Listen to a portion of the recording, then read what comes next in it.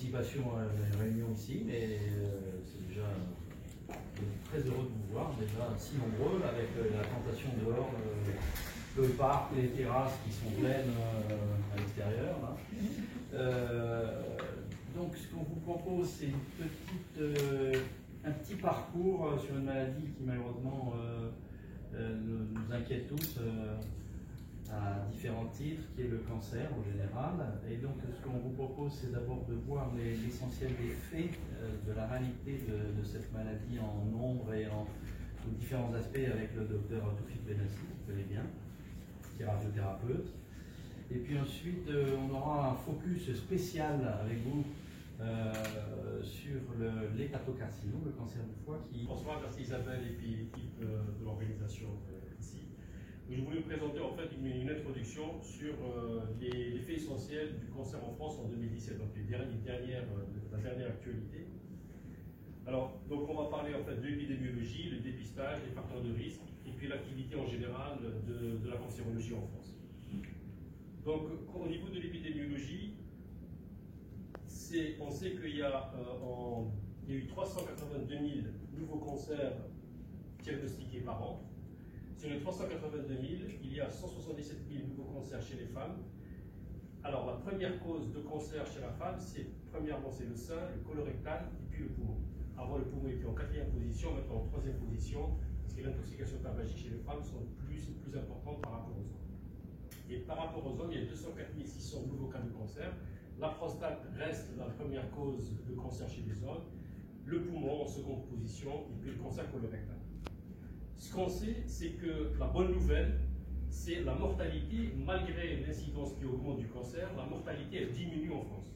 Cette mortalité qui diminue, chez les femmes en 2018, il y a eu 67 800 décès estimés. La première cause de décès chez les femmes, c'est premièrement le cancer du sein, et du sein, oui, le poumon en seconde position, lié justement à l'intoxication tabagique qui est dans l'augmentation, et le cancer colorectal.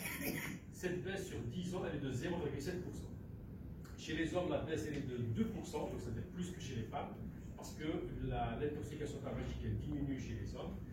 Et la première cause de mortalité, c'est le poumon, dans un premier temps, le colorectal, et puis la prostate. Le cancer de la prostate, même s'il est en première position au niveau de l'incidence, mais sur la mortalité, il est en 3e position.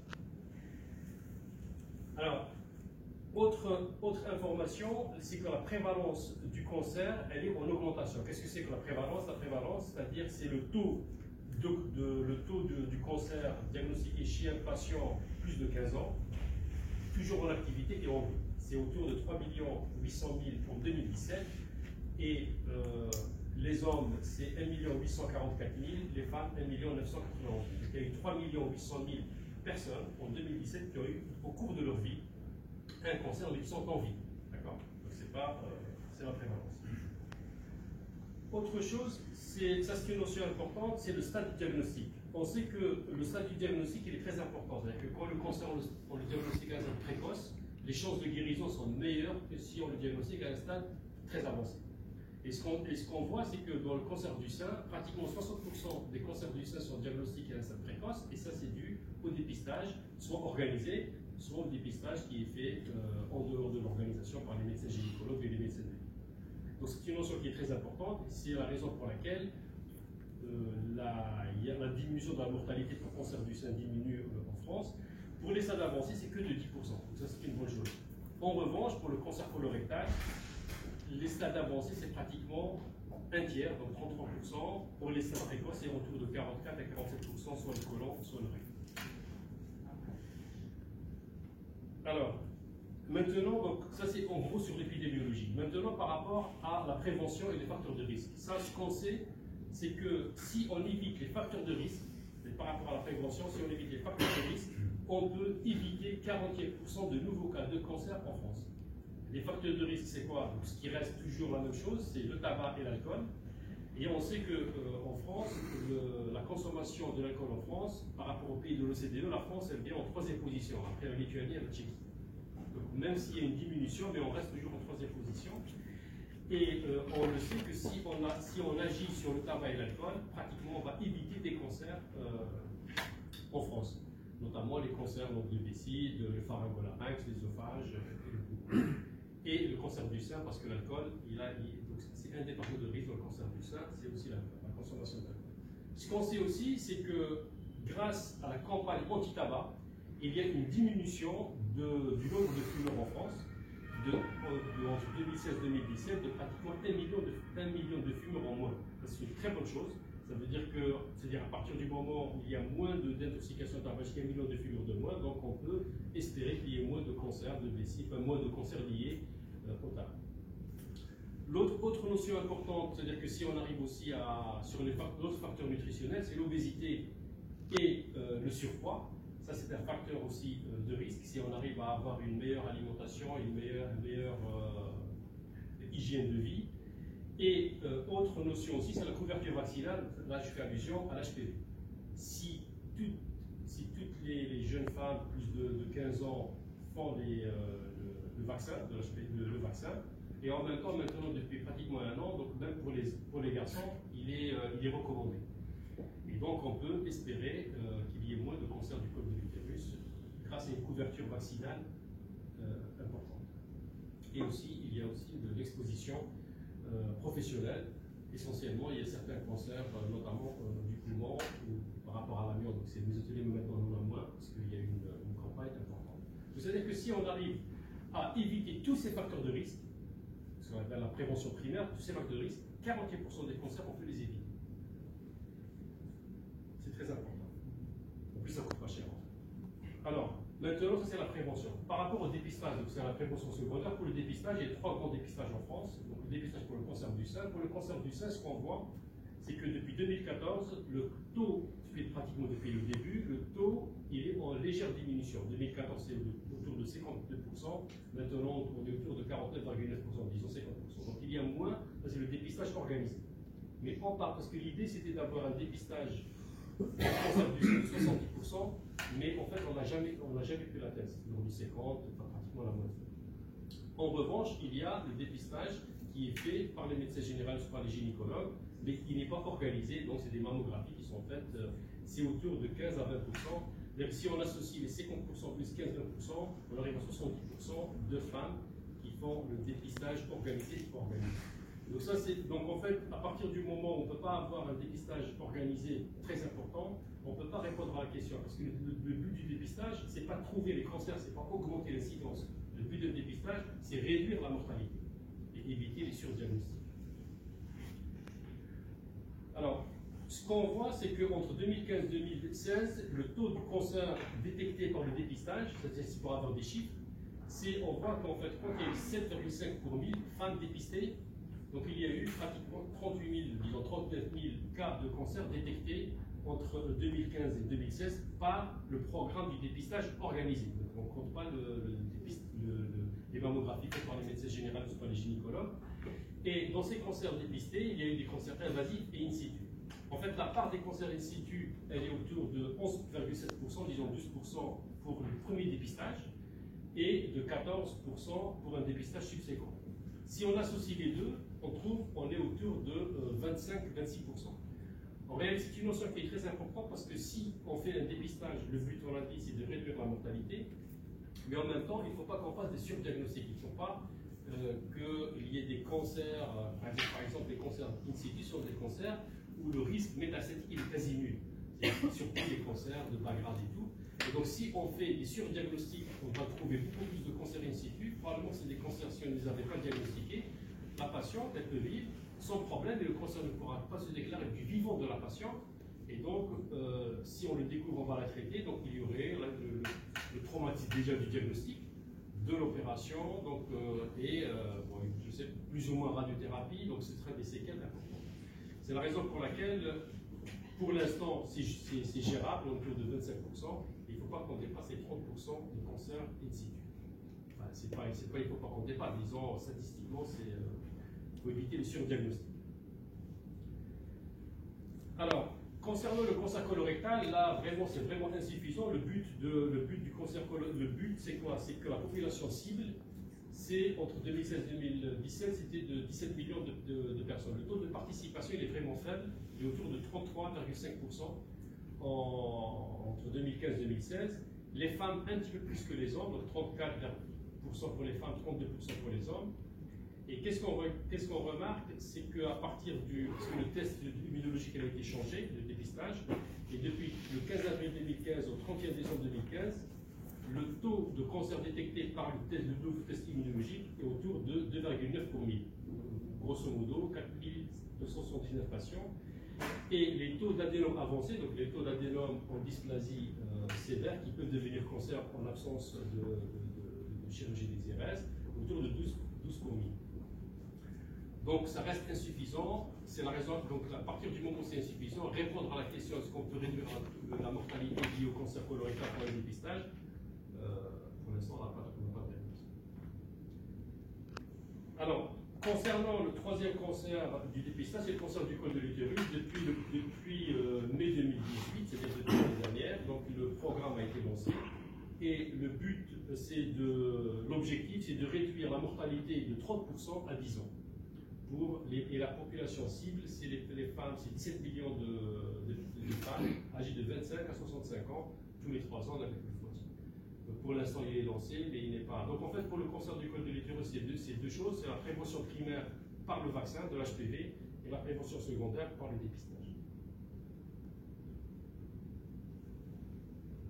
Alors, donc, bon, maintenant, on va parler d'épidémio, dépistage, des facteurs de risque.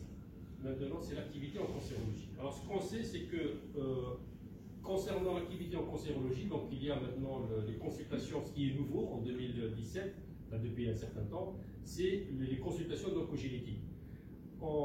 Il y a eu en 2017 77 478 consultations d'oncogénétique, ça c'est très bien, réparties sur 104 villes françaises. Donc ça veut dire que ce n'est pas l'apanage de grandes villes, donc sur 104 villes françaises, il y a eu donc ces consultations de dépistage. Et depuis 2003, il y a eu mise en évidence de 73 472 personnes ayant on a détecté une mutation délétère du gène depuis 2003. Donc ça ne veut pas dire qu'elles ont le cancer, mais on a pu détecter soit elles ont le cancer, soit on a détecté ces mutations délétères. Et les cancers concernés, c'est le poumon, le côlon, le sein, le cancer gastro-intestinal, les gystes, les mélanomes et les leucémies. Alors, sur le plan de l'activité globale de cancérologie, en 2017, il y a eu 1,2 million de personnes qui ont été hospitalisées, soit pour le diagnostic, soit pour le traitement, soit pour le suivi de cancer en France. Alors, sur le traitement du cancer en France, ces trois grands moyens thérapeutiques, c'est la chirurgie, c'est la chimiothérapie et c'est la radiothérapie. Pour la partie chirurgie, il y a eu 465 643 hospitalisations pour cancer. Le nombre d'hospitalisations en ambulatoire était autour de 28%, donc 28,5%, c'est-à-dire moins d'un tiers. Et essentiellement, c'est les cancers de la peau hors mélanome, les vasocellulaires et hors mélanome. Le sein vient très loin en deuxième position, 19%, et le cancer du col de l'utérus vient vraiment très loin. Donc, grosso modo, la chirurgie du cancer, c'est plutôt l'hospitalisation, l'ambulatoire, c'est plutôt les cancers donc de la peau. Concernant la chimiothérapie, il y a eu 2 709 710 séances de chimiothérapie avec 256 980 séjours en France. Pour la partie radiothérapie, il y a eu 216 400 patients qui ont eu recours à une radiothérapie en 2017. Sur les 216 000, il y a eu 118 000 dans le secteur public et 97 800, donc 98 000 libéraux. Alors pour les dépenses, ce qui se passe, c'est qu'il y a eu 6 milliards de dépenses concernant le traitement du cancer en France, hors radiothérapie et hors les dépenses liées aux anticancéreux facturés en sus des GHS. C'est-à-dire pour la radiothérapie libérale et pour les anticancéreux facturés en sus des GHS, c'est 2 milliards. C'est-à-dire si on associe 2 milliards plus les 6 milliards, c'est autour de 2 milliards. La part de l'immunothérapie, elle est pratique. L'immunothérapie, donc c'est des nouvelles thérapeutiques innovantes. Et la part, elle commence à augmenter de manière pratiquement exponentielle. C'est-à-dire qu'on voit qu'entre 2014 et 2017, c'était 328 millions de dépenses par rapport à l'immunothérapie. Ça a pratiquement doublé en 4 ans. Sachant qu'il y a beaucoup de produits d'immunothérapie qui ont eu l'AMM en 2017-2018. Donc ça veut dire que les dépenses liées à cette nouvelle thérapeutique vont pratiquement exploser là 2019-2020. Notamment par exemple le durvalumab, il a eu l'AMM récemment, donc du coup le prix va être, les dépenses vont exploser. Donc ça a doublé en 3 ans en fait. Oui. Ici. Et donc dans 3 ans ça double aussi. Plus peut-être, parce qu'il y a des médicaments, par exemple comme le durvalumab, il a eu l'AMR pour avoir pour tous les patients, donc sur 12 mois, disons pendant 1 an, on doit le donner pour les patients qui ont un cancer du poumon stade 3B. Et donc le nombre de patients qui vont bénéficier de ce médicament va être encore plus. Plus les autres immunothérapies, les autres nivolumab, Alors, au niveau de l'organisation et de la prise en charge du cancer, en France, il y a 877 établissements qui ont soit une, soit plusieurs autorisations de cancer. Autorisation de cancer, ça ne veut pas dire radiothérapie, ça veut dire chimiothérapie, c'est radiochimiothérapie ou chirurgie, etc. Donc, 877 établissements. Ce qui s'est passé, ça c'est en 2017, au 31 décembre 2017. En 2016, il y a eu 256 000 PPS qui ont été remis aux patients et il y a eu 970 484 fiches RCP. Donc, alors, ça, c'est ce qui est officiel. Peut-être qu'il y a un petit peu plus parce qu'il y a certaines fiches qui ne sont pas répertoriées. Disons, en extrapolant, il y a eu pratiquement 1 million de fiches RCP en 2016. Alors, le corps médical, parce qu'il y a l'humain, il y a le matériel, il y a aussi l'humain. Donc, sur le corps médical, ce qu'on voit, c'est que les acteurs du cancer, donc c'est les chirurgiens, il y a les anapathes, les radiothérapeutes et les chimiothérapeutes. Le nombre de ces spécialistes, il est en augmentation. Pour les anapathes, ils ont un rôle primordial parce qu'on ne peut pas traiter un cancer si on n'a pas la preuve histologique. C'est 1661 médecins. En fait, c'est le RPPS, c'est le Conseil de l'ordre jusqu'au 31 décembre 2017. Donc ça, c'est les chiffres du 31 décembre 2017. Pour les oncologues médicaux, 1136, pour les radiothérapeutes, il y a 922 radiothérapeutes. Le nombre est en augmentation entre 10 et 16% en fonction des spécialistes. Alors, en conclusion, la bonne nouvelle, c'est que la mortalité liée au cancer diminue. Ça, c'est une très bonne nouvelle. Deuxième bonne nouvelle, c'est que la survie de nombreux cancers s'améliore. Donc, il y a, par exemple, pour les cancers du poumon, la survie elle est en amélioration. Pour beaucoup de cancers, même si on ne les guérit pas, mais la survie est en amélioration. Liée surtout au diagnostic précoce, ce qu'on avait dit, et liée aux techniques innovantes et aux traitements qui sont plus efficaces. Autre notion positive aussi, c'est grâce donc, à la campagne anti-tabac, il y a moins de diminution nette du tabagisme. Donc ça, ce qu'on avait vu tout à l'heure, 1 million de non-fumeurs au moins. Alors, quelle est la stratégie de lutte contre le cancer dans le futur? Donc, même s'il y a de bonnes nouvelles, la stratégie dans le futur, c'est premièrement, il y a beaucoup de tumeurs qui sont incurables. Donc, il faut réduire le nombre de ces tumeurs incurables, notamment les tumeurs du cerveau, les glioblastomes, beaucoup de cancers du pancréas. Pour ça, on est un petit peu diminué, mais bon, le but, c'est réduire ce nombre de tumeurs incurables. On doit améliorer la prévention, notamment ce qu'on avait dit, c'est que si on améliore la prévention, 41% des cancers, on peut les éviter. Tabac, alcool, facteurs nutritionnels, vaccination et l'activité professionnelle. Et on doit aussi, c'est pas guérir les patients, mais on doit les guérir avec une bonne qualité de vie. Donc il faut limiter les séquelles en proposant des traitements moins invalidants. Le patient, il ne faut pas qu'on lui donne un traitement, et puis après il ne pourra plus bouger, conduire sa voiture, sortir, etc. Et en même temps, offrir aux patients, au-delà de la guérison, une meilleure qualité de vie. C'est l'objectif. Donc, je vous remercie.